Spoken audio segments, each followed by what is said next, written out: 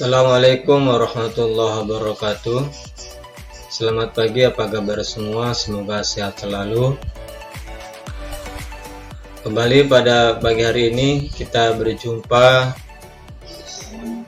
dalam pelajaran akidah akhlak dengan tema kalimat thayyibah. Marilah sama-sama kita awali. Kita buka dengan membaca basmalah. Bismillahirrahmanirrahim. Semoga dimudahkan oleh Allah Subhanahu wa taala. Yang pertama, pengertian kalimat thayyibah. Secara bahasa bermakna perkataan yang baik. Dalam Islam bermakna setiap ucapan yang mengandung kebenaran dan kebajikan yang bermanfaat bagi diri sendiri dan orang lain, serta mengandung aneka perbuatan ma'ruf dan pencegahan dari perbuatan munkar. Kita lanjut. Lafal Astaghfirullahalazim. Adapun arti dari Astaghfirullahalazim yaitu aku memohon ampun kepada Allah yang Maha Agung. Nah, kalimat ini diucapkan oleh seseorang hamba untuk memohon ampun kepada Allah karena suatu dosa atau kesalahan. Nah, kemudian kapan kondisi atau waktu mengucapkan kalimat istighfar? Yang pertama, saat berbuat dosa atau melanggar perintah Allah Subhanahu wa taala. Contoh, yang pertama, meninggalkan sholat, tidak berpuasa di bulan suci Ramadan, tidak mengeluarkan zakat, mabuk-mabukan, bermain judi, dan mencuri, dan seterusnya. Jadi itu adalah bagian dari contoh perbuatan dosa yang melanggar perintah Allah Subhanahu wa taala. Dan ini yang perlu kita hindari. Nah, kemudian Allah Subhanahu wa taala berfirman, A'udzubillahi minasyaitonirrajim.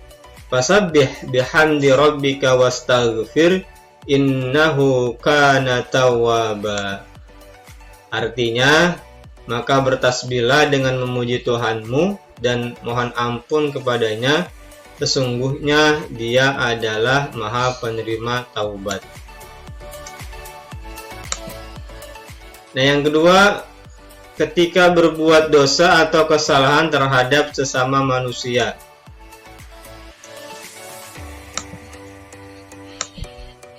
Tidak cukup hanya beristighfar, tapi dilanjutkan dengan meminta maaf kepada orang yang telah kita sakiti. Lanjut.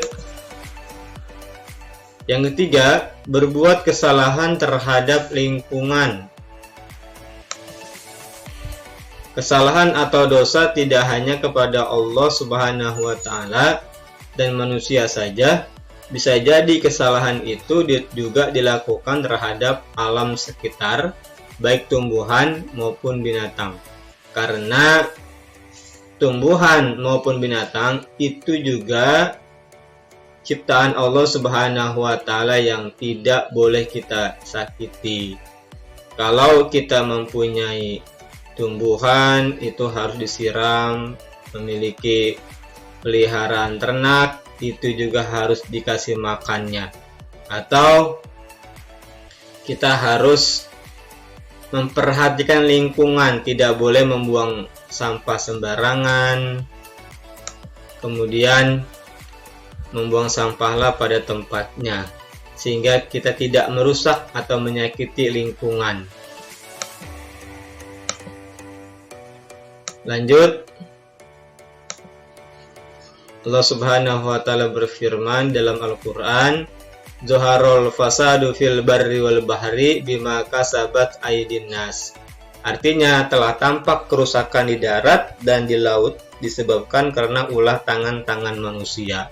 Allah Subhanahu wa taala ciptakan manusia dengan bentuk yang sebaik-baiknya, maka manusia yang diberikan akal pikiran harus berbuat baik dengan manusia, tumbuhan, dan hewan, juga alam sekitar. Allah sudah memberikan alam sekitar itu sangat baik untuk dimanfaatkan dengan sebaik-baiknya, bukan untuk dirusak.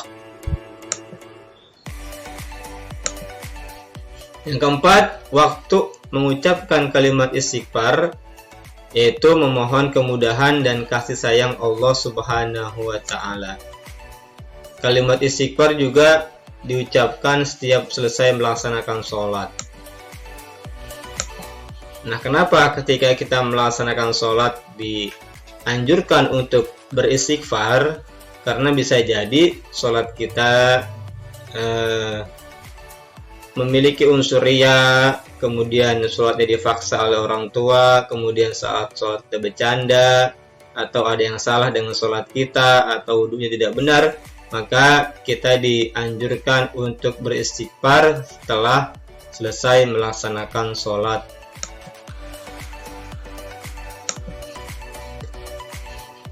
Nabi Muhammad SAW bersabda, barang siapa yang beristighfar, maka akan diberikan kelapangan dalam setiap kesusahan dan jalan keluar dari kesempitan, dan dianugerahi rezeki dari jalan yang tidak disangka-sangka.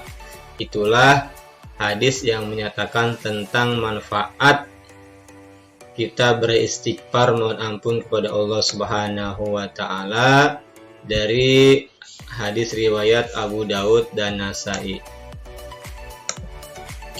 Anak-anakku sekalian, semoga apa yang tadi disampaikan dipahami dan bermanfaat. Alhamdulillahirabbil alamin. Kita tutupkan saja pembelajaran pada hari ini. Terima kasih, sampai jumpa di pembelajaran berikutnya. Assalamualaikum warahmatullahi wabarakatuh.